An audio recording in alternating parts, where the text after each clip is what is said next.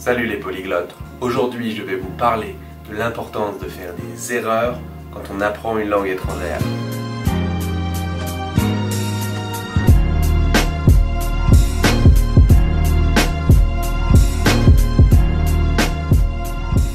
Un prix Nobel de physique ou de chimie a dit: un expert, c'est quelqu'un qui a fait toutes les erreurs possibles dans un domaine. Donc si vous faites des erreurs, c'est que déjà vous avez agi, vous passez à l'action. Donc c'est positif, il faut se lancer. La semaine dernière, j'ai fait beaucoup de vidéos sur l'italien avec des erreurs. Et ça c'est pas grave parce que quelqu'un m'a corrigé, pas très gentiment, mais m'a corrigé et j'ai appris. J'avais mal lu mon livre ou alors j'avais écrit un peu trop vite quand j'ai fait le montage de mes vidéos. L'erreur la plus importante, c'est sur les articles définis. J'ai mal expliqué comment on utilise l'eau en italien.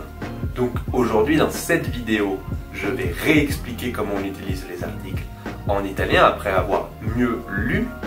Et comme ça, vous allez pouvoir, évidemment, si vous apprenez l'italien, si vous cherchez des conseils sur l'italien, vous n'allez pas apprendre quelque chose d'erroné.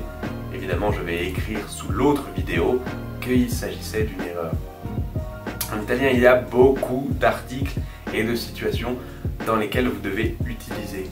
Alors, pour les articles définis, je commence par les articles utilisés avec les mots féminins. C'est beaucoup plus simple. Par exemple, vous devez utiliser la pour la majorité des mots singuliers et L' quand le mot commence avec une voyelle. Ça c'est vraiment comme en français, il n'y a pas de différence.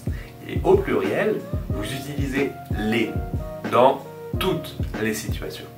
Si ça commence avec une voyelle ou un S, etc., vous utilisez les pour un mot féminin pluriel.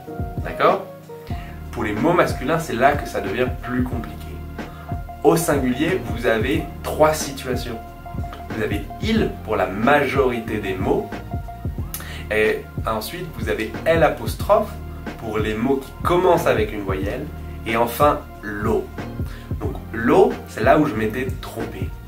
Vous devez utiliser l'eau avec les mots qui commencent par un Z ou par un S suivi d'une consonne.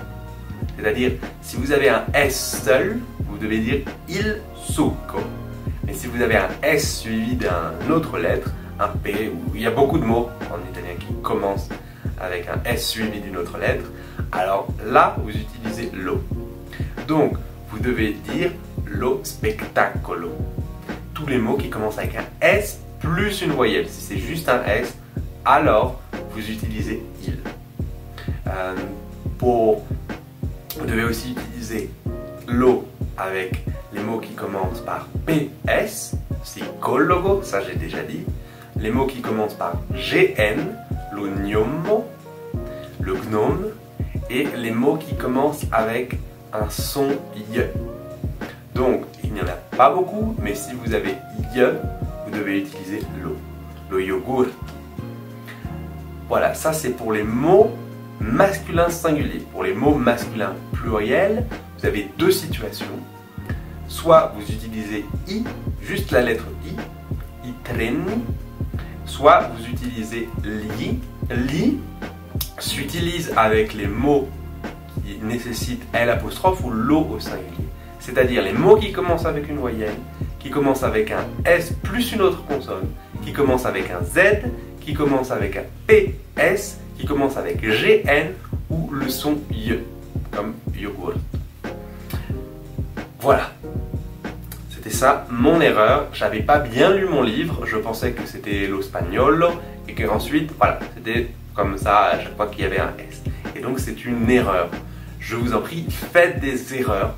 Et si vous voyez une erreur dans mes vidéos, dites-le moi. Parce que comme ça, je vais m'en rappeler, je vais faire attention pour les prochaines vidéos. Et évidemment, quand je parle italien, maintenant, je ne ferai plus jamais cette erreur.